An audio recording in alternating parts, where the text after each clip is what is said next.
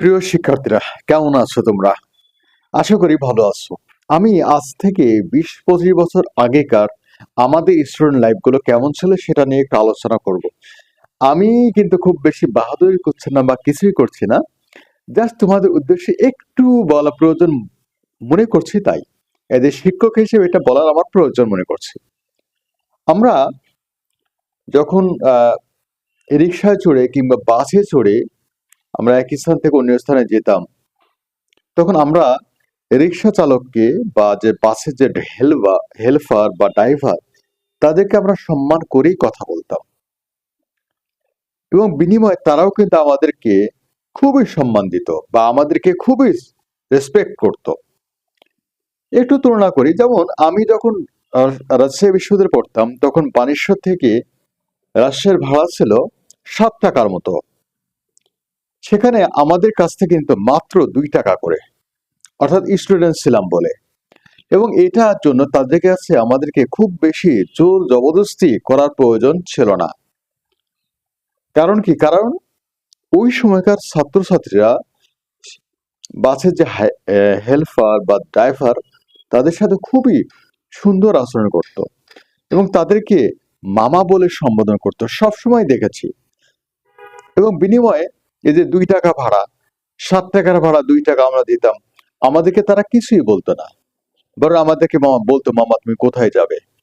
হ্যাঁ, আমার কথা এটাই যে এই যে আমাদের যে একটা রেসপেক্ট বোধ ছিল, তোমাদেরকে কিন্তু এখন অনেকাংশেই করে না দেখি। বা তোমরা আহ তোমাদের রিক্সা মামা বা এই যে যারা বাসের ড্রাইভার হেল্পার, এদের সাথে কিন্তু তোমাদের আমি প্রায় বাসে উঠলেই দেখি বাগ বিতণ্ডা।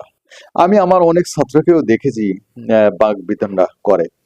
তো আমি একটু বলবো যে তোমরা তোমাদের আহ যারা তাদের তুলনায় তোমাদের তুলনায় কিন্তু তারা একটু সিনিয়র, তাদেরকে অ্যাটলিস্ট তুই না করে একটু তুমি সম্বোধন করা ভালো।